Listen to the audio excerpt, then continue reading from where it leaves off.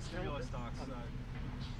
Go ahead. Yeah. It looks like Senate Republicans are saying they're not going to be able to get 14 or 13 votes on a stimulus package the size that the White House and Nancy Pelosi want. So, I mean, how are you prepared to change that? Is it at least possible? Look, the talks are ongoing, and the chief is talking to members of the Senate today.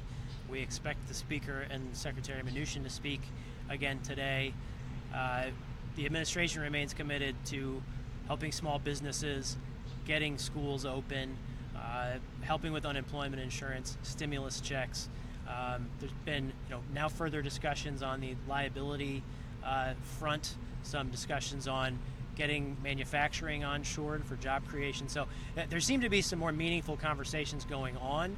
And if we're at a point where the administration and House Democrats have a bipartisan agreement, I think then we'll have further conversations with the Senate and try to move the ball there. So I think there is some hope today that we'll see further action over the next, say, 48 hours or so. But I wouldn't count us out, certainly with the president's popularity in the party, with his strong relationships with members of the Senate.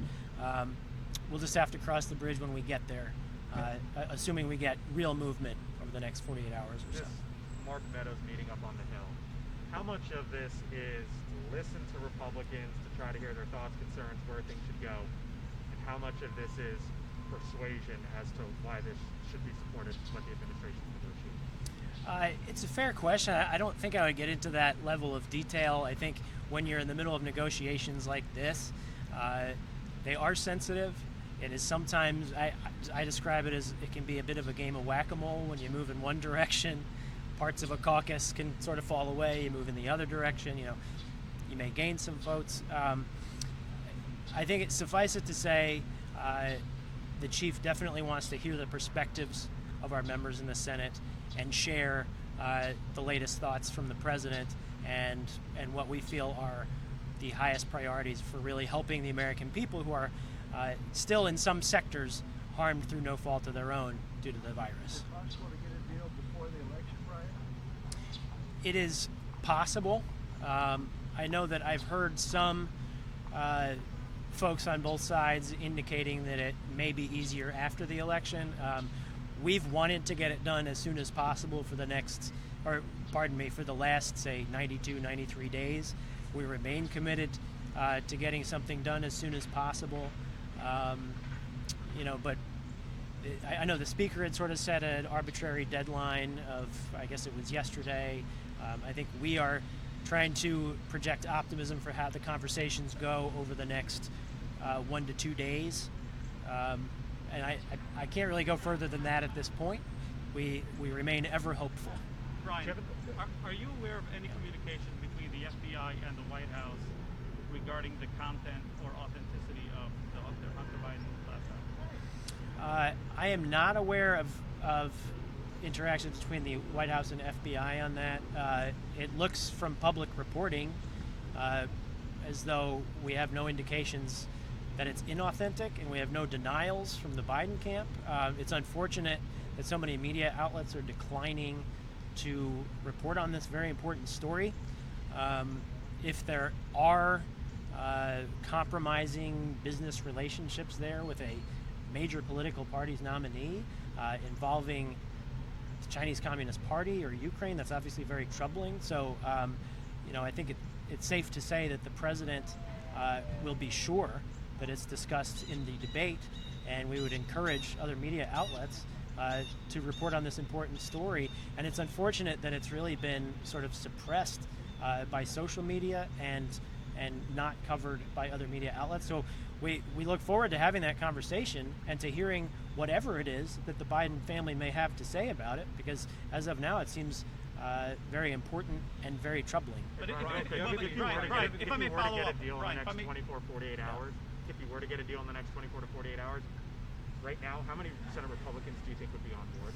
Well, since we don't have the exact parameters of the deal in terms of either a number or the policy areas specifically, I don't think we're at a point where we can answer that question, because I think it's just too early to say at this point. Brian, on the want to ask you about something related to the Hunter Biden issue, which is Rudy Giuliani. He was reportedly caught in some kind of compromising shot in this new Borat movie, and I'm wondering if the White House has any response to it. Have you seen that report? And, given the fact he's the president's attorney, I figured it'd be a salient question. I have not seen it, so I'll have to get back to you on that. I will say that, I'm very proud to call Mayor Giuliani a friend and a patriot and hardworking and a zealous representative of the president and his party and his country. But I haven't seen what you're talking about. Brian, shouldn't Hunter Biden be presumed innocent until proven guilty? Right now, you're taking this for granted just the fact that the Biden campaign hasn't come out and disputed the authenticity of the laptop. But why are we assuming he's already guilty without hearing from law? Well, we're not in court here. We're in the court of, I guess, public opinion, and he has just as much ability as anyone to dispel this if it's not true, and they've not done that. It certainly looks like a troubling story that the president knows the American people deserve to hear more about. Does the White House have any response to reports that there are more than 500 immigrant children who their parents haven't been able to be located, and making the possibility of them reuniting practically impossible at this point? So the administration's done everything we can to bring these families together, and this has been reported on for a while, and I would certainly, if you need more information, would point you to DHS. But what I can say is that we've contacted these families, and the sad truth is that many of them have declined to accept their children back. There may be a variety of reasons for that, but it's very sad. The administration wants the families to be reunited, but for various reasons, the families just have not accepted the children back in many of these cases. But it was something that the president ended policy-wise. In terms of this particular case, I think it's been not necessarily fairly reported because of the efforts that we've made to reunite these families and to get the children back to their parents and their countries of origin. But we've not been able to do that. It's not for lack of effort on the administration's part, certainly. Brian, election day is 12 days left so far. How did you feel like President Trump going to be a re-election, or how we trust the media? They say that too much bad with the Biden and President Trump. Sorry, could you repeat the question? What is the truth? Because I don't trust the media. They say Biden is only the win, or President Trump is lost, something like that. Oh, like poll numbers and things? Yeah. It's a great question, and I have the privilege of traveling to many parts of the country with President Trump, and I've never seen anything like this for a politician, when thousands of people line the streets, and then his rallies are love fests. They're full of enthusiasm. And it's not just traditional Republicans, it's Democrats, it's independents, it's people who have not voted in elections recently. It's many people who are probably not caught in polls and reflected in polls.